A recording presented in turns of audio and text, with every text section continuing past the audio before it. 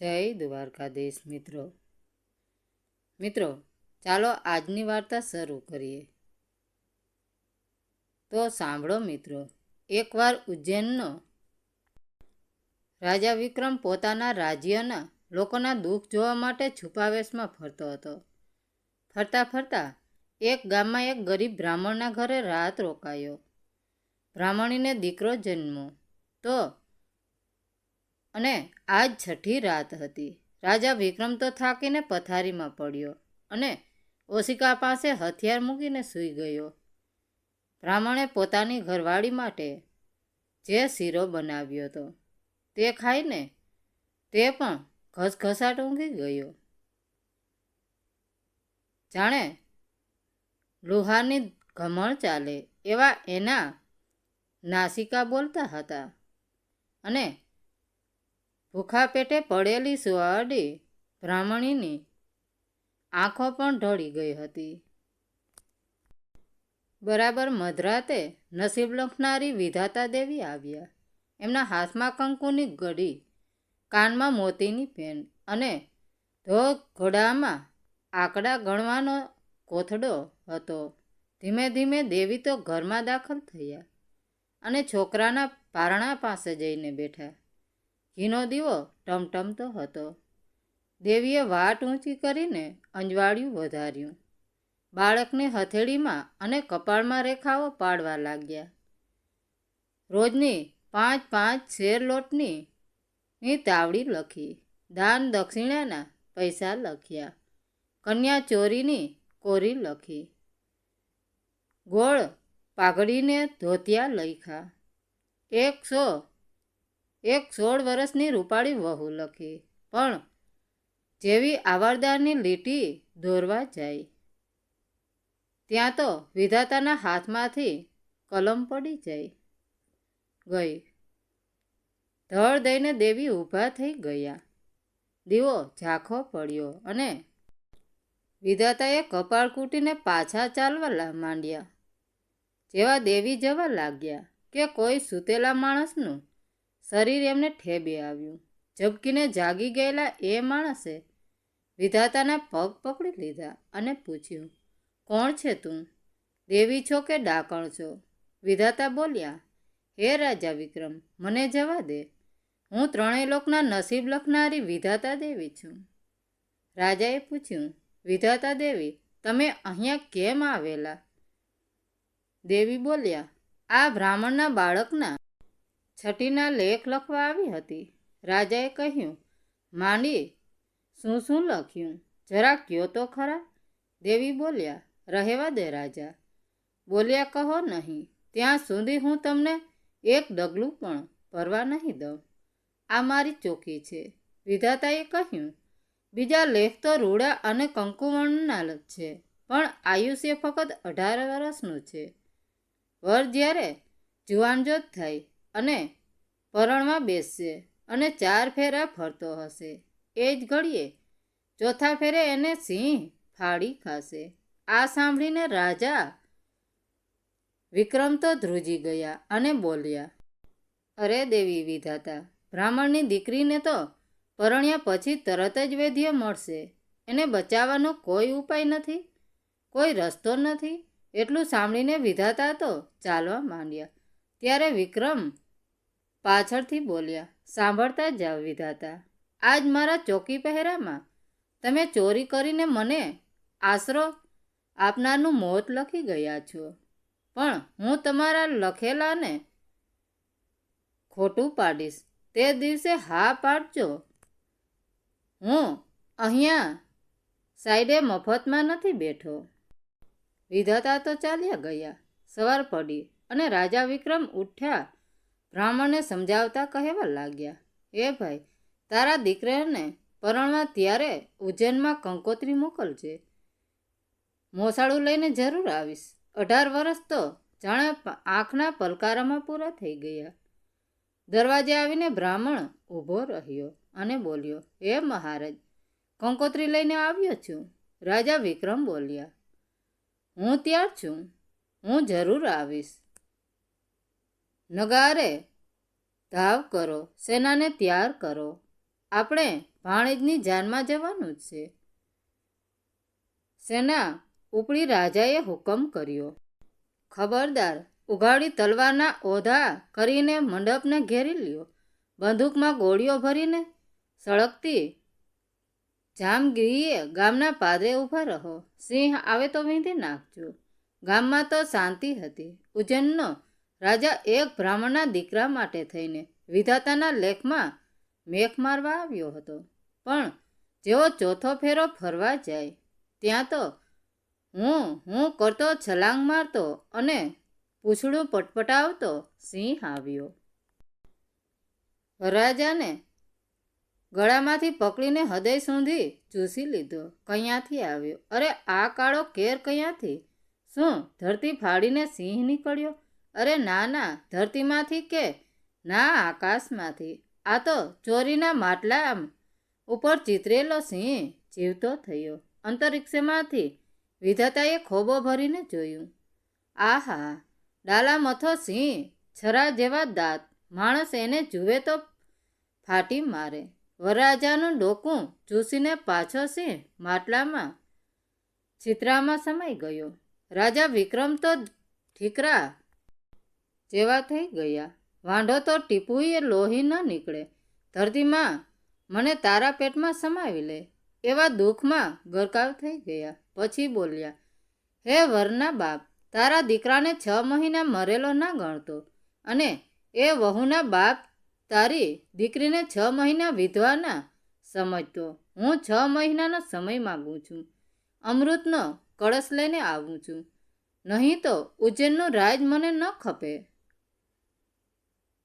મળદાની અંદર મસાલો ભરી રાખીને એની આગળ અખંડ ધૂપ દીવા બાળજો અને 6 મહિના રાહ જોજો.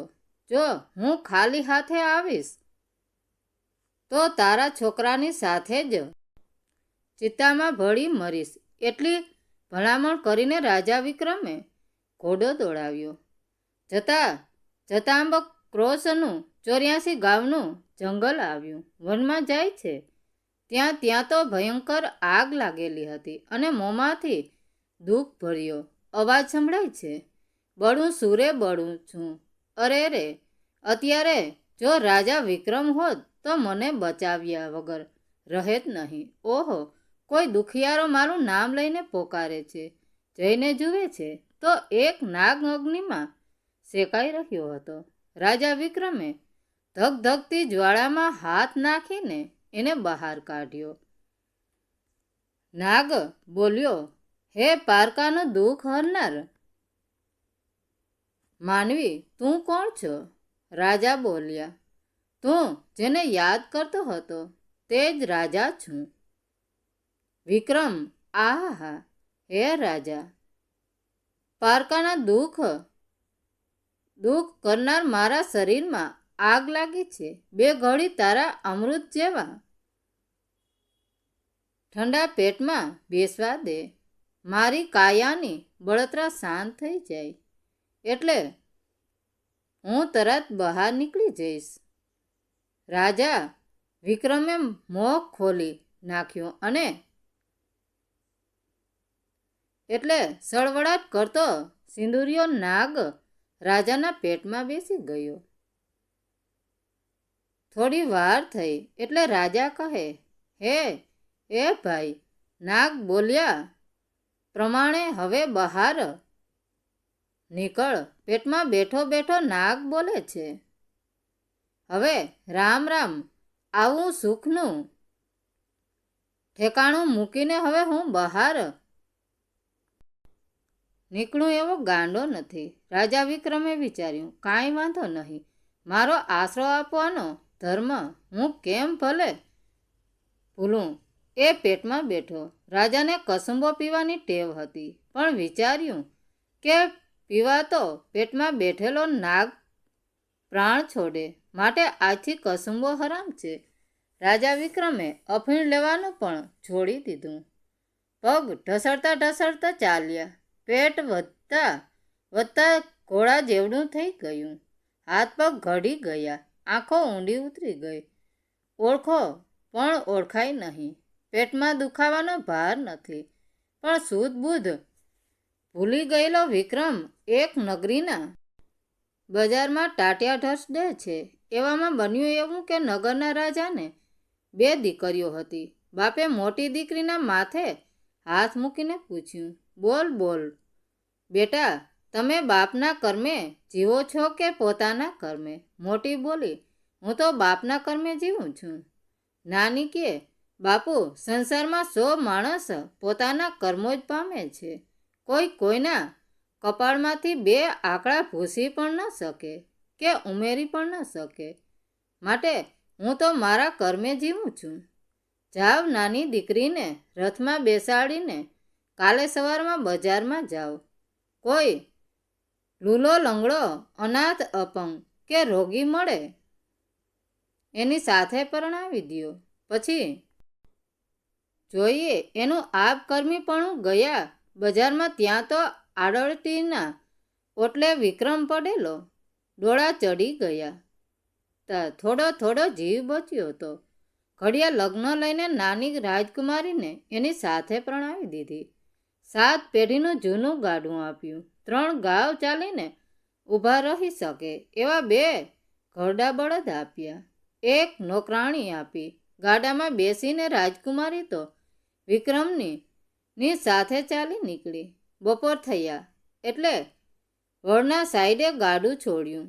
શુદ્ધ બુદ્ધ વગરના રાજાને ખોળામાં સુવડાવીને રાજકુમારી બેઠી છે. નોકરાણી સૂઈ ગઈ છે. રાજકુમારી પોતાના રોગી પતિના શરીરે હળવે હળવે હાથ ફેરવે છે. થોડી વારે પતિને નીચે સુવડાવીને પોતે વાવમાં પાણી ભરવા ગઈ. વીર વિક્રમ સૂતા મોઢું ફાટેલું હતું. ધીમે ધીમે એના પેટમાંથી સિંદોરિયો હવા ખાવા બહાર નીકળ્યો. રાજાના મોઢાની બહાર ડોકું કાઢીને જીભના લબકારા કરતો આમ તેમ જુએ છે. ત્યાં તો અવાજ થયો, હે મુવા!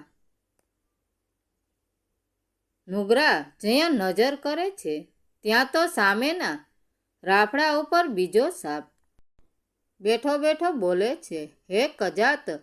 તું નવકુળ મહોલો નહીં, સિંદુરિયો સિંદુરિયો ફૂફાડો મારીને જવાબ વાળે છે. એલા કેમ ગાળો દઈ રહ્યો છે? બીજો કે, ગાળો ન દઉં તો શું કરું? એલા તને બીજો કોઈ ન મળ્યો કે તું પારકાનું દુઃખ હરનાર વિક્રમના પેટમાં દાખલ થયો? ધિકાર છે નુગરા, સિંદુરિયો બોલ્યો. તું એ કેમ કોઈની માયાની માથે બેઠો છે? હું તો માયાની માથે બેઠો છું, કોઈની કાયાની માથે તો નથી બેઠો ને. બીજો કહે, હે પાપિયા! હમણાં કોઈ સવા શેર ઝેર કોટલું વાટીને વિક્રમને પાઈ દઈએ તો તને ખબર પડી જાય. તારા ટુકડે ટુકડા થઈને બહાર નીકળી પડે. અને તુંએ કયા અમરપટો લખાવીને આવ્યો છે? તે મને ચોર સતો કર્યો છે. પણ યાદ રાખ, અધમણ તેલ ગરમ કરીને તારા રાફડામાં કોઈ રેડે એટલી જ વાર છે. તુંએ સોનાનું ઢીમ થઈ જાય અને 7 ચરુ માયા દબાવી જોઈને તું બેઠો છે. એ માયા પણ હાથ લાગી જાય. એટલું બોલીને બેયના સામસામે ફેણ બોલાવતા બોલાવતા પેસી ગયા. એક ગયો રાફડામાં અને બીજો વિક્રમના પેટમાં. પાણી ભરીને રાજકુમારી આવી ગઈ હતી. એણે આ બંને નાગની વાત કાને કાન સાંભળી ઉઠાડી નોકરીને અને કહ્યું, ઝટ બજારમાં જાવ. સવા શેર ઝેર કોટલું અધમણ તેલ અને લોઢાનું બકડિયું આટલી વસ્તુ લઈ આવ. મગાવેલી સામગ્રી હાજર થઈ. રાજકુમારી વિચાર કરે છે કે આ વાત ખોટી હોય તો મારા સ્વામીને ઝેર કોટલું પીડાવવું અને મરી જાય તો હું મહાપાપી બનું. પહેલાં તો રાફડામાં રહેલા નાગની પરીક્ષા કરું. તાપ કરીને કડામાં ધગધગતું તેલ ગરમ કર્યું. 2 જણીઓએ નહીં ઉપાડી રાફડામાં રહેડ્યું. ત્યાં તો ફૂક ફૂબકારા કરતો નાગ દોડ દઈને બહાર આવ્યો અને સોનાનું ઢીમ થઈને ઢળી પડ્યો. મંડા રાફડો ખોદવા ગોઠણ જેટલું ખોદાયું. ત્યાં તો 1 ચરુ, 2 ચરુ, 3 ચરુ, 4 એમ 7 પિત્તળના ચરુ મળ્યા. ખોલીને જોયું તો અંદર છલોછલ સોના મહોરો. રાફડા ઉપર ધૂળ વાળી દીધી. સવાસેર ઝેર કોટલું વાટ્યું. રાજાના મોઢામાં ધાર કરીને રાજકુમારી ધીમે ધીમે રેડવા માંડી. જેવો થોડોક રસ પેટમાં ગયો ત્યાં તો મૂંઝાતો સિંદરિયો નાગ દોડ મૂકીને બહાર નીકળી પડ્યો અને એ જ ઘડીએ એના 3 કટકા થઈ ગયા. દૂધ લઈને રાજકુમારી ટીપે ટીપે વિક્રમના મોઢામાં રેડવા લાગી. ઘટક ઘટક જેમ દૂધ પેટમાં ઉતરવા લાગ્યું એમ હાથ પગમાં જોર આવ્યું. 32 કોઠે દીવા થયા. આળસ મરડીને વિક્રમ બેઠા થઈને જુએ છે તો ધ્રુજી ગયા. અરે રાજકુમારી, આ શું કર્યું? સુંદરિયા નાગના 3 કટકા કેવી રીતે? કોણે માર્યું? રાજકુમારીએ તો માંડીને વાત કરી. અરે રે સ્ત્રી, તે મને મહાપાપમાં નાખ્યો. મારે આશરે બેઠેલાની તે હત્યા કરી. નાગના 3 કટકા વિક્રમે પોતાના ઢાલના ભંડારિયામાં મૂકી દીધા. કેટલાય દિવસથી રાજા નાયા ધોયા નથી. કંચન જેવી કાયા કાળી મેષ થઈ ગઈ છે. રજતે ઝાખા લાગે. હે સતી, મારે વાવમાં સ્નાન કરવું છે. પધારો સ્વામીનાથ, હું મારા હાથે જ તમને છોડીને નવરાવું. વાવમાં જાય છે ત્યાં તો આ કોણ રોવે છે? રેશમ જેવા મુલાયમ વાળ અને પાણીમાં ઢળકતું મોઢું, ખુલ્લા મૂકેલા ગુલાબના ફૂલ જેવી આંખો સૂજી ગઈ એલી ઘરણે ઉતારીને ફેંકી દીધેલા અને ચોધારા આંસુડે રોવે છે. હે મારા ભરથાર, હે સ્વામીનાથ, વિક્રમ પૂછે છે. હે સતી, તમે કોણ છો? વાવના પાણીમાં ઊભા આમ કેમ રોવો છો? રાણી બોલી, હે રાજા, હું પાતાળ લોકની નાગ પદમણી છું. વાવના પાણીમાં અમારી મોલાદ છે. મારા સ્વામી સુંદરિયા નાગને કોઈએ મારી નાખ્યા. વિક્રમ બોલ્યા, હે સુંદરી, તમારા ધણીને મારનાર તો અમે જ છીએ. આ જુઓ એના કટકા. હવે ચિંતા નહીં, મારા સ્વામીના કટકાને હું સજીવન કરીશ. એમ કહીને પદમણી પાણીમાં ડૂબકી મારી ગઈ અને પલકારામાં તો પાછી આવી. હાથમાં અમૃતનો કળશ લાવી 3 કટકા ભેગા કરીને પદમણીએ ગોઠવા અને પછી અમૃત છાંટ્યું. 1, 2 અને 3 અંજલી છાંટી. ત્યાં જ ફટાક કરતો ચોપડા જેવડી ફેણ ડોલાવતો મોટો નાગ જીવતો થયો. નાગને માણસની જેમ બોલવાની શક્તિ આવી. હે સ્ત્રી, હું ઘણો પાપી છું. આ રાજાએ મને આગમાંથી બચાવ્યો. પોતાના પેટમાં પેસવા દીધો. કેવું ઠંડુ એનું પેટ, પણ મેં મહાપાપીએ બહાર નીકળવાની ના પાડી અને હું ન મરું એટલે એણે અફીણ છોડ્યું. હે વિક્રમ, માગ. વિક્રમ બોલ્યા, માગું તો એટલું જ. હે નાગ દેવતા, એક બ્રાહ્મણનો છોકરો પરણોમાં મર્યો છે. મારા માથે એની હત્યા ચડે છે. 2 ટીપા અમૃતના આપશો? નાગ બોલ્યો, અરે 2 ટીપા શું, આખો કળશ લઈ જા. અમૃતનો કળશ ઉપાડી અને રાણીને સાથે લઈ રાજા વિક્રમ ચાલી નીકળ્યા. અરે ભાઈ, જાગો છો કે સૂતા છો?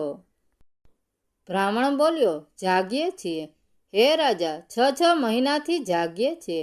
આંખનું મટકુંએ માર્યું નથી. વિક્રમે 1, 2 અને 3 અંજલી અમૃતની છાંટતા જ આ સમરણીને બ્રાહ્મણનો દીકરો ઊભો થયો. જાણે વિધાતાએ પણ સાથ દીધો કે હું હારીને વિક્રમ જીતો. મિત્રો, વાર્તા કેવી લાગી?